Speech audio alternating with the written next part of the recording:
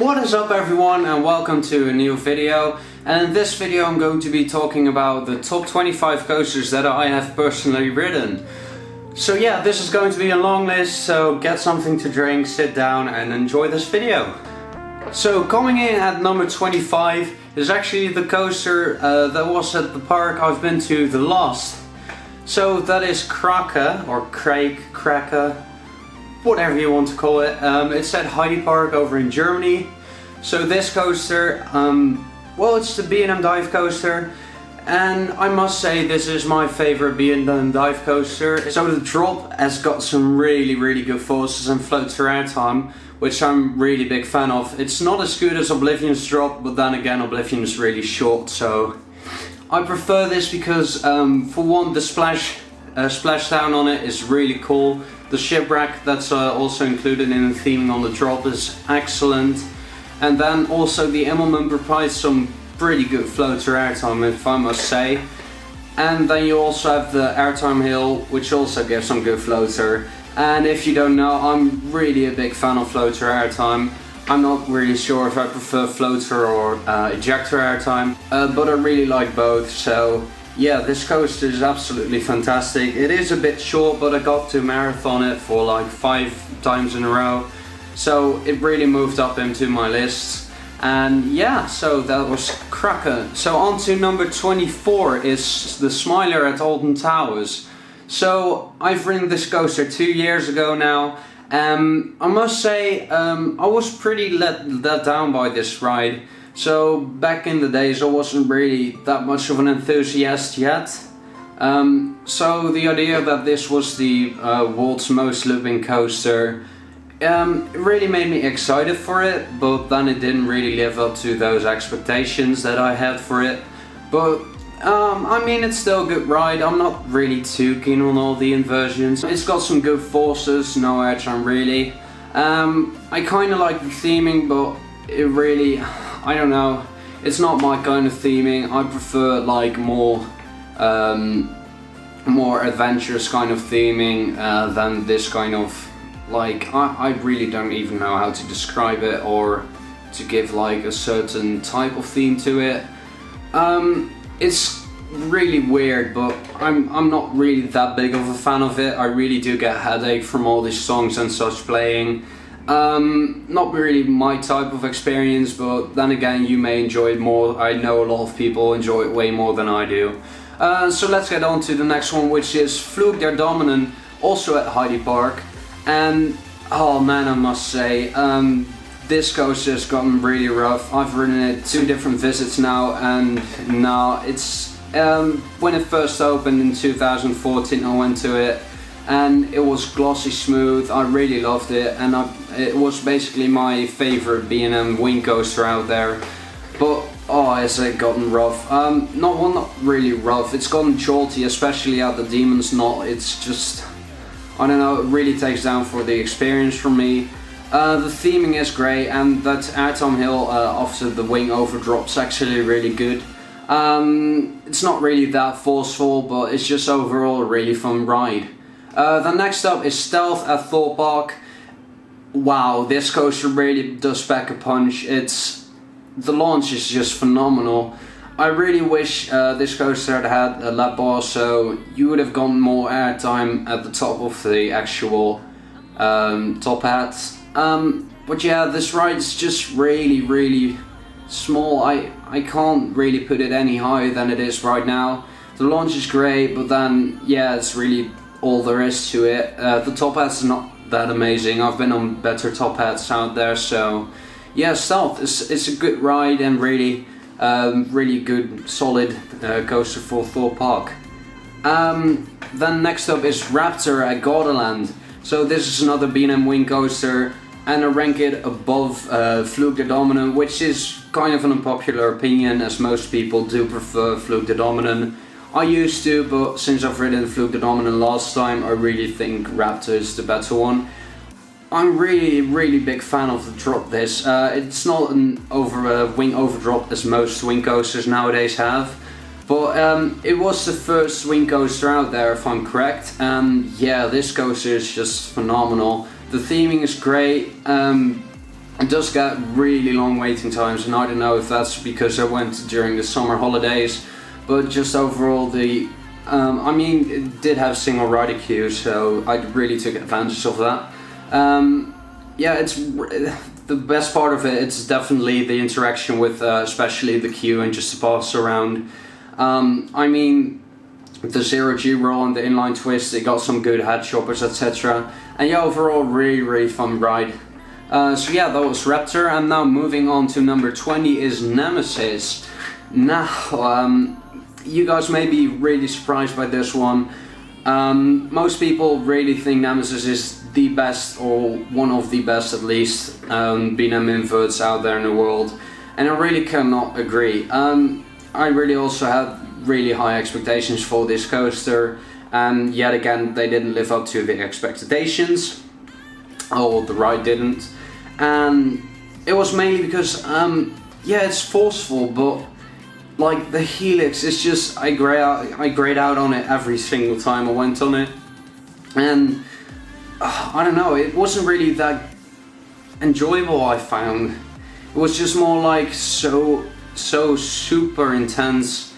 I really prefer it if it's got like more dynamic sections rather than just full on out from start to end. Which I get that most people really do like that feeling, but personally I really didn't like Nemesis. I don't really have an explanation for it. And yeah, so moving on then to number 19 is Nemesis Inferno. Yes, I do prefer Nemesis Inferno to Nemesis. It's been a while, but actually when I rode Nemesis Inferno, oh my god, I really loved it. People really said that Nemesis was way better than Nemesis Inferno, and this was by the time my third B&M invert I've been on. So, I mean, I really loved it. It's really forceful actually, and just more enjoyable than Nemesis overall. I don't really prefer the theming of Nemesis Inferno to Nemesis. But I really do love the soundtrack actually. The soundtrack really made it for me. I really don't know why, but during the queue, it was so enjoyable to watch it go by and enjoy the soundtrack. I don't know, for me coasters are also about the overall experience I had on it, and Nemesis Inferno was one of them. I really did like Nemesis Inferno. So yeah, that was a really good ride to get on. So next is actually Whirlwind. So I really have this coaster high up compared to other people. I've ridden it last summer actually, and wow, that ride really amazed me. I've been on some pretty solid spinning coasters, but this one really, it's just so different. I mean, the Mack style spinning coasters really are so much better than the more ones out there, such as Windjazz, which didn't make this list. But yeah, Whirlwind, it's intense, actually way more intense than I had anticipated. And yeah, the theming, the soundtrack actually, just Overland overall, is just beautiful park. And as I said, with the overall feeling of it, I really did enjoy it. So next up at number 17 is the Swarm at Thor Park. So another B&M wing coaster. Yeah, this is actually my favorite wing coaster out there. I really, it's just hard to like describe why these certain coasters are better than the others. It's not as rattly or shaky as Fluke the Dominant is, so that's why it's ahead of that one. But against Raptor, I think it just really comes down to personal preference. I prefer the layout of Swarm. I not specifically prefer the theming, but I mean the inline twist of it. It's really comparable to Raptors actually with the head choppers. I think they may be a bit better on Raptor, but just overall, Swarm felt like a more intense coaster. That's my cat. So overall, Swarm really did tick all the boxes for me. It was enjoyable. I didn't really like the fast restraints, but I'm just a really tall guy, so I mean, I'll have to deal with advanced restraints. I've got that on any wing coaster I've been on. It was horrible, the restraints, but I mean, it mustn't take down the experience for the ride for me. Yeah, Swarm, really brilliant. The drops are actually amazing, and the zero G roll is really enjoyable. It's got some great intense moments, and yeah, overall really good ride actually. And so then move on to number 16, which is Joris and the Dragon, or Joris and the Draak, which is at Efteling, and this is by far my favorite coaster at the Efteling. The airtime on it is just insane. People call it rough, I call it intense, and just really, from the beginning to the end, it's just relentless. The airtime is insane, the bankings is insane, you get thrown around like crazy on it. It's just such an amazing coaster, and so good to have that at my home park actually. It is actually the favorite at my home park, so I'm really looking forward to the 2020 edition, but I do think that Jaws will still be the best one out there. So GCI wooden coaster, God, I love it. It's just, as I said, it's just relentless. So next up is 15, and this is Galactica. So my favorite coaster at Alton Towers is Galactica B&M Flyer. This is probably the most unpopular opinion I have in my list, and I honestly don't know why. I've ridden it 2 times because it was basically down for half the time I was at Alton Towers for the 2 days I've been.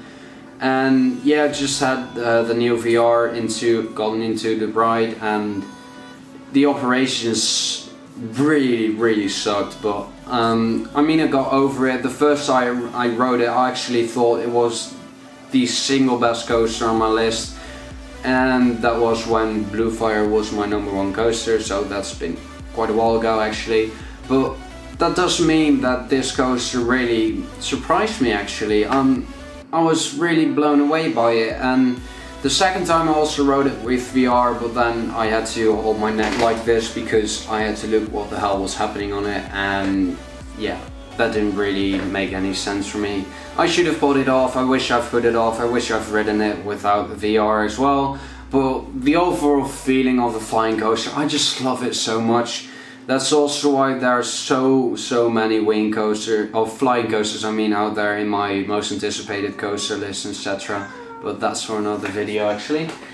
Over to number 14, which is Blue Fire, coaster located at Europa Park, and this coaster used to be in my #1 coaster for such a long time, and yeah, I really did like it, but just after I rode a specific coaster on this list, it's just gone, like, I wouldn't say redundant, but I mean, there's so many better coasters out there than Blue Fire. The launch is kind of weak. It's not really that forceful, but it's just really fun. Like, Blue Fire is really much fun. And 13 is Goliath, an Intamin mega coaster at Walibi Holland. Also, I really don't see why people rate this coaster so highly. It's just, I'm not really that big of a fan of it. I've ridden it dozens and dozens of times, and I've had night rides on it, back rows again, front rows, middle rows. I really don't know why people love it so much. It's a good coaster, it's got some good outcomes. I just really don't see the point of the helixes, and the final bunny hops really aren't that good in my opinion anyway. But yeah, overall it's just a good fun ride. It is good, but not as good as many people make it out to be. I'm not really that big of a fan myself, but yeah, you really must ride it yourself if you want to know what it's like, because you can't really base it off of my opinion, as I really tend to underrate Goliath. 12 is Vloeg van Novgorod, or Vloeg van Novgorod. Yeah, this is at Hansa Park, and wow, this coaster really surprised me. The launch, it's just instant. Like, you really get on from, like, what is it, like 5 miles an hour to like 60, I don't know, within like 1 second. It's just instant, like it really does pack a punch, that launch. And then you've got that insane airtime hill, really one of the best airtime hills out there. It's sad it's got the really bulky Gorslau over the shoulder restraints. Then the bank's alright, the section afterwards is just pointless.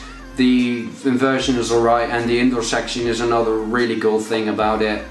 I just really consider that most Eurofighters out there are one-trick ponies with the vertical drop and then some inversions. But with that launch, it really impressed me. So yeah, Vlug van Novgorod, really good coaster. 11 is Alpina Blitz. So this is a coaster that a lot of people haven't ridden, and wow, this coaster is insane. Actually, a lot of people really don't know how great this coaster is. The first drop's insane. You really do grey out on that first banked turn. Then the airtime on it is just so good. I really do love Alpina Blitz. It was a coaster I've ridden before I've gotten an actual enthusiast, but I really do remember it that well, because it was one of my first coasters that actually really impressed me. It was so amazing. I went to Nigloland and rode it. Really didn't know anything about it beforehand, but I really liked it. It's a great coaster, and yeah, I wish more people rode it because it's just so underrated. Next up at number 10 is Colossus. So not the Colossus at Thor Park, but the Colossus at Heidi Park. Rode it back in 2014. Yeah, it's been a while ago actually. I'm really planning on, or I hope to get a ride on it during next opening year, which is 2019, as it has been closed for a couple of years now already. There's just the entire structure's getting redone, it's getting retracked, etc. But yeah, I hope it gets even better than it was last time. The drop is just on another level. It's just relentless, and I can't even really get any words for it. It's just really amazing. It was a bit rough, but I mean, when it got retracked for next year, I think the problem will be solved. But yeah, the airtime was solid, really intense coaster, and it was just by far the best coaster out there. And it is really a good ride to look out for 2019 reopening. Next up is Black Mamba at Phantasialand. So this is my favorite B&M invert out there. This coaster is just really fun. It's intense. The fact that it goes through the rock work and the grasses, I don't know, just the theming overall. The near-miss elements are just insane. You really think your feet get cut off at any given moment. It's just really interesting. And yeah, this coaster is, as I said, it's just so fun. It's really packs a punch from beginning to end. It's not too intense, it's just really right, and I just really love the section of Africa there at Phantasialand. They do the amazing theming, and just the overall theming of Phantasialand really does get me excited for it. So yeah, Black Mamba, great coaster. Next up is Star Trek Operation Enterprise, which is a Mega coaster. Wow, I really think that people underestimate this coaster. I really do love it. The launches are great, especially the back row launch. Or not the back row launch, but the backwards launch. That launch is insane. The inversions provide some brilliant hang time. You get some solid air time as well, and the final inversion is really outstanding. I really do prefer to Blue Fires, which really gets praised in the community for being one of the better inversions out there. But yeah, I prefer the one on Star Trek Operation Enterprise actually. The theming's amazing again. Just the overall experience. I don't even watch Star Trek, but I really like the soundtrack as well. Just the theme overall, it really did impress me, and yeah, I really did love Star Trek Operation Enterprise. So, moving on to the next one is Silver Star. So this coaster actually moved down in spaces. If you've known me personally for a while, you know that this has been my #1 coaster for quite a while. I don't know, I really just thought it didn't work for me as my #2 coaster. Last time I changed this list. I don't know, I just thought I'd move it down because it wasn't really, it's just fun. I don't know, I just prefer the others that I put over it. It's a great solid ride. B&M Hypercoaster, I really do love it. Drop's amazing. The solid floater airtime throughout the ride. People say it's sluggish, I really like it. But yeah, it has moved down a bit. Yeah, I feel bad about moving it down, but it's alright. Silver Star at number 7. So then next up at the CineParks Europa Park is my favorite coaster there, and that is Woden. Woden Timber Coaster. Wow, this GCI is amazing. The drop is insane, and you really do get flung around at every single corner. The airtime hills on it and the transitions are just so well made. I really can't describe how amazing it is. It's just at every single moment it's really action packed. You don't have any single time to rest. Well, maybe at the top of the turnaround after the first drop, but that part's so intense and really cool actually. I really like it when you go under the entrance tunnel, go through the entrance tunnel, and yeah, the station fly too is cool as well.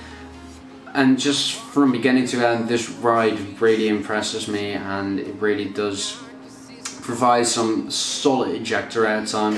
So next up is my favorite B&M invert out there, which is Katoon at Mirabilandia. So this coaster gets praised for being intense, smooth, etc. And it does really live up to those expectations. And what really took me by surprise was the drop. I didn't think it was possible, but you get eject or floater airtime on the back row of Katoon. I don't even know how that's possible on an invert, but I mean it does just you dip down, then you go around, bank to the left, and then you go straight down afterwards. It's just so right. The front row is good as well, but the back row is just a place to sit on this coaster. Then the inversions, the zero G roll is by far the best zero G roll I've been on or I've experienced, and then the Cobra roll, I wasn't really too big of a fan, but then the corkscrews again at the end, insane. Helix at the end is great. Theming is amazing. Mirabilandia overall, I really did like it, and Katoon just really took me by surprise. It was such an amazing ride, and I really can't wait to get back onto it at some point later. Then at number 4 is Expedition GeForce Intamin Mega Coaster. Again, like Goliath, I don't rate it as high as others do.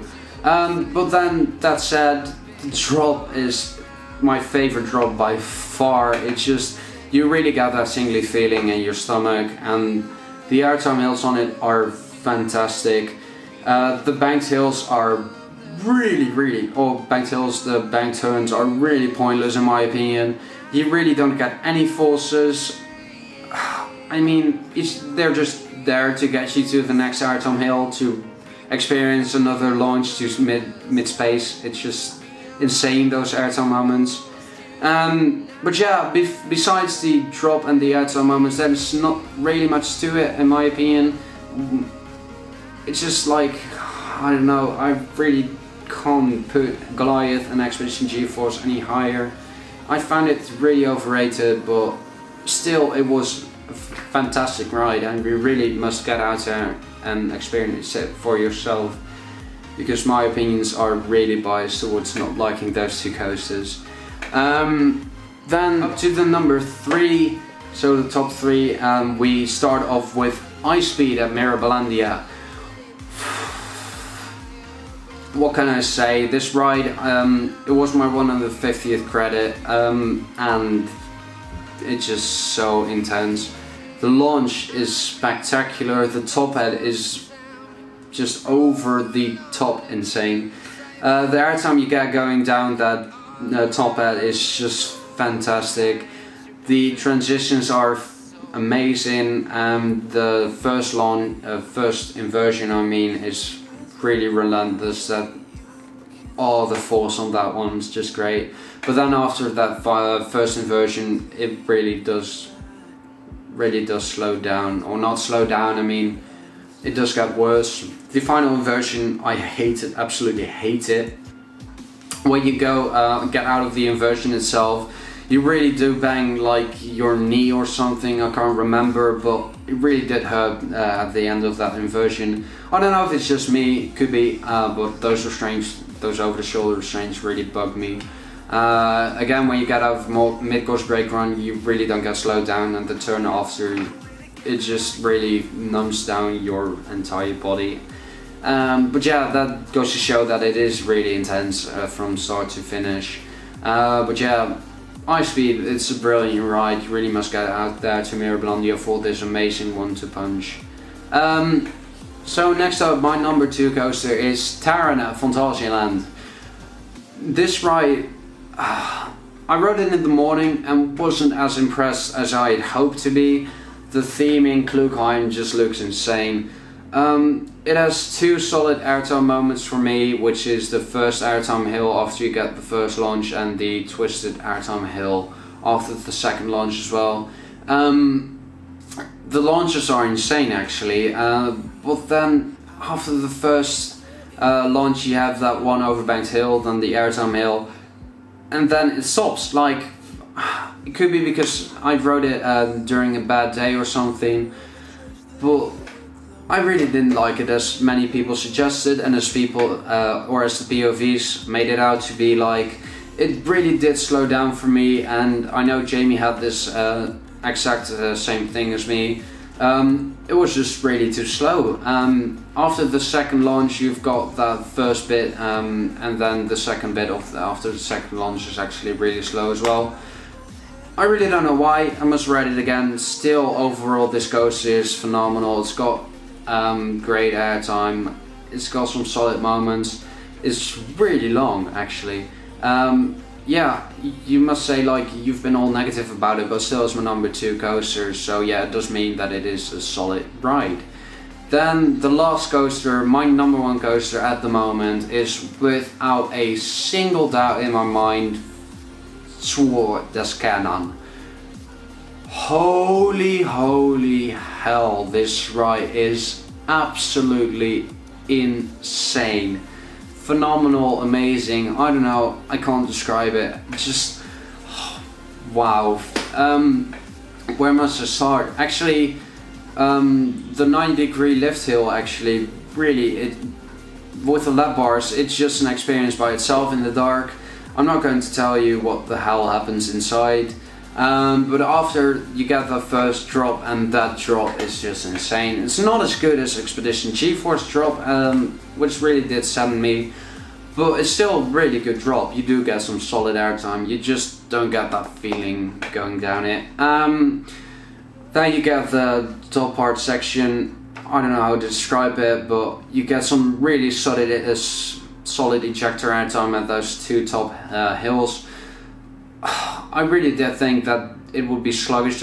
It just really maintains its speed throughout the ride really well, and then after you go down you do get a bit of graying out, and then the worst is you get the double overbanked S-curve, as I'd like to call it. I wouldn't know what it's called actually, but it's just my favorite element on any ride by far. You really get swung round from side to side, and after that you just really grey blacked out. You just don't see for a solid like 5 seconds. It's absolutely insane. It's so freaking intense.